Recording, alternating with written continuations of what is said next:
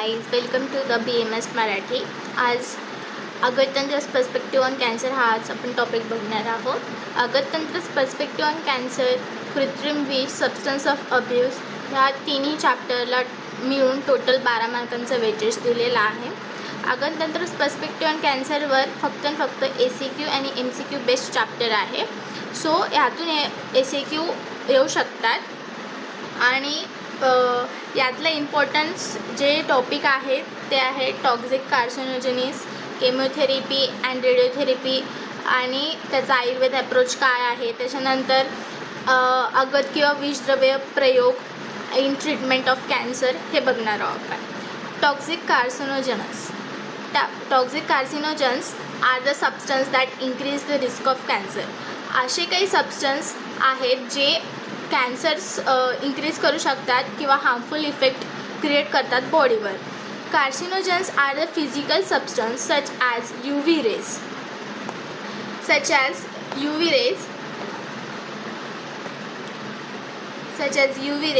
chemicals such as asbestos and biological such as causing the viruses infections.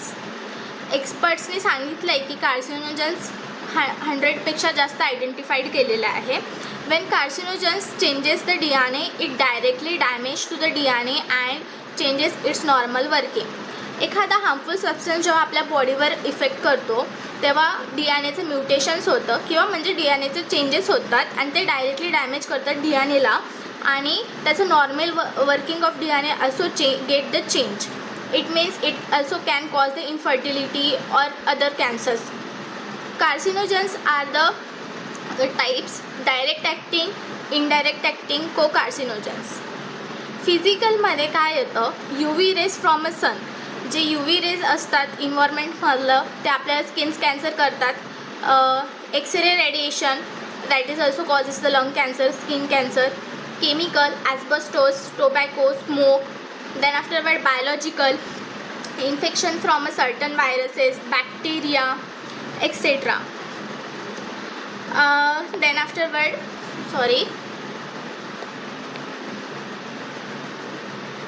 exposures to the carcinogens म्हणजे एखाद्या गोष्टीच्या मध्ये harmful सबस्टन्सच्या संसर्गात आल्यावर काय गोष्टी होतात, काय कॉजेस होतात, दॅट इज द कॅन्सर.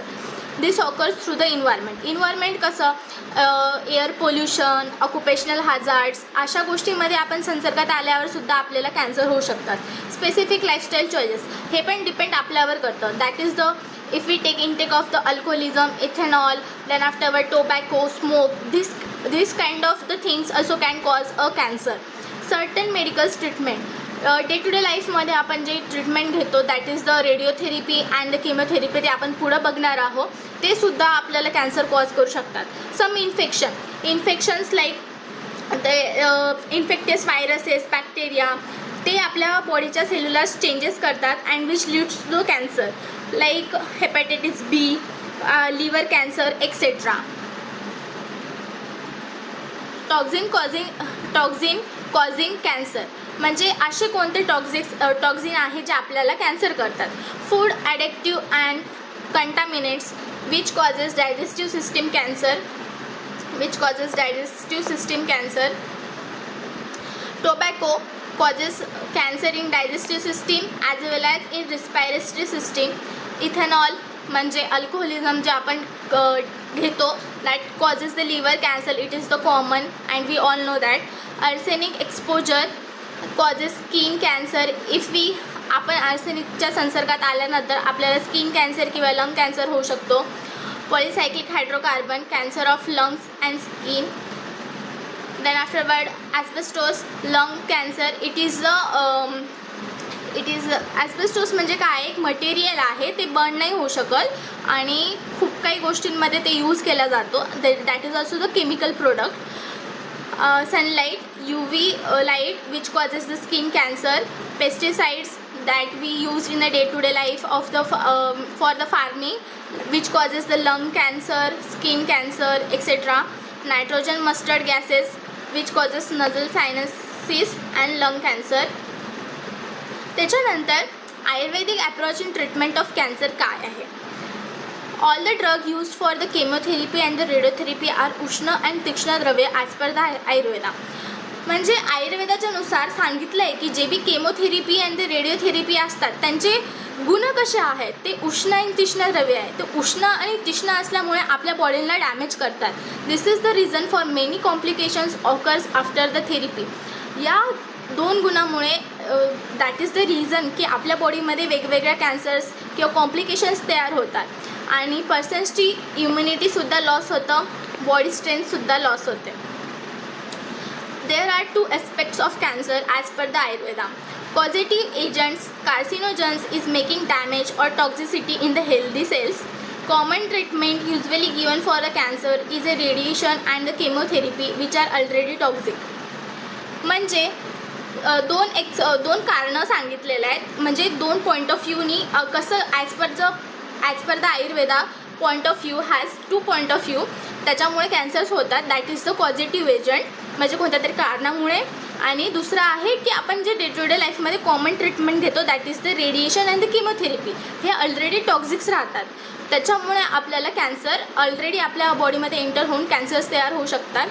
आणि हे 2 expects are very much related with the अगततंत्र. म्हणजे हे जे 2 कारणं आहेत त्या अगततंत्रामध्ये खूप जास्त रिलेट केले जातात.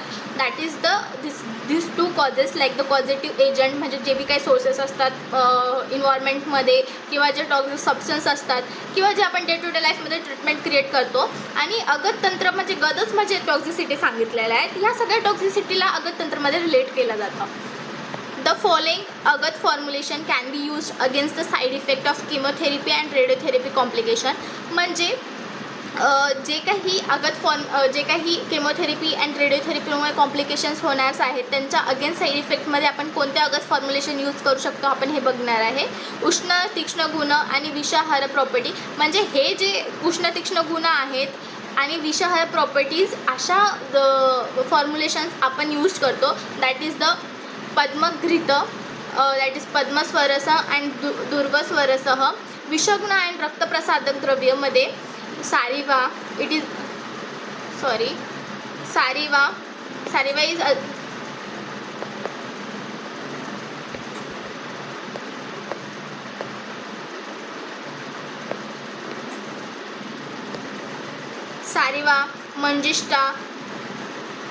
सारिवा मंजिष्ठा, काकामाती, उशीर. देन आफ्टरवर्ड विषग्न महाकषायमध्ये हरिद्रा, मंजिष्ठा, चंदन अँड सुवा. हे आपण थेरपॅटिक युटिलिटीमध्ये पण बघितलेलं असेल हे टॉपिक. ते तुम्ही तिथं रीड केलेलं या टॉपिकमध्ये सुद्धा तुम्ही यूज करू शकता. अगद आणि विषद्रव्य प्रयोग इन प्रिव्हेन्शन ऑफ कॅन्सर. अगद आणि असे विषद्रव्ये जे आहेत कोणते द्रव्य आहेत जे आपण कॅन्सरला प्रिव्हेंट करण्यासाठी यूज करू शकतो. दॅट इज द अर्क, स्नुही, भांग, भल्लातक अँड आर्सेनिक ट्रायऑक्साईड. अर्क काय करतात, it possesses the anti cancer activity. म्हणजे कॅन्सरच्या अगेन्स्ट ॲक्टिव्हिटी प्रोड्यूस करतात लाईक द पॅनक्रिएटिक कॅन्सर आणि अल्सो अँटी ट्यूमर ॲक्टिव्हिटीज. स्नुही anti cancer activity against the renal carcinogenicity. भांग effective against the prostate cancer. भल्लातक that is the anti cancer property against the liver, breast cancer.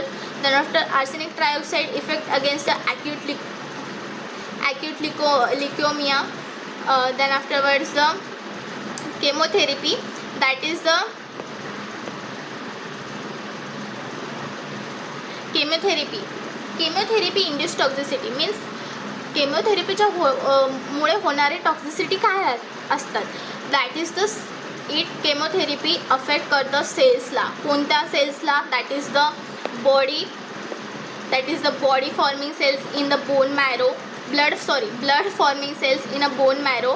Then hair follicles, cells in mouth, digestive tract, reproductive system. या सगळ्या सेल्सला ते chemotherapy affect करतं आणि त्याच्यामुळे काय common toxicity induced होतात. That is the केमोथेरपीमुळे कॉमन टॉक्झिसिटी इंड्यूस्ड होणार म्हणजे first that is the fatigue. Then afterward hair loss, infection, anaemia, nausea, vomiting, appetite change, diarrhoea. This all first केमोथेरपीमुळे पहिले सेल्स डॅमेज होतात. त्याच्यामुळे नंतर जे कॉमन सिम्पटम्स टॉक्झिसिटी दिसून येतात ते आहे fatigue, hair loss, infection, anemia, nausea, vomiting, appetite change, diarrhea, weight change, fertility problem, skin and nail changes, pain while swallowing, etc. आता आपण केमोथेरपी बघितलं. Then afterward radiotherapy induce toxicity. रेडिओथेरपीमुळे जे टॉक्झिसिटी इंड्यूस्ड होतात ते आपण बघणार आहोत. Ionizing radiation is use to treat 60% of cancer patient.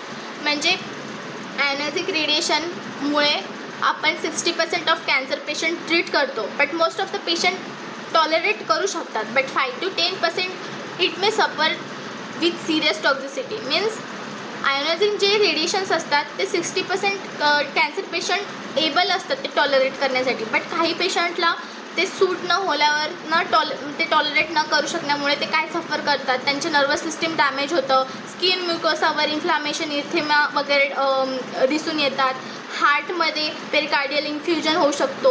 हे आपण बघणार आहोत. Such as the nervous system that causes the fatigue, then after loss of appetite, nausea, vomiting, hair loss, that is the deafness,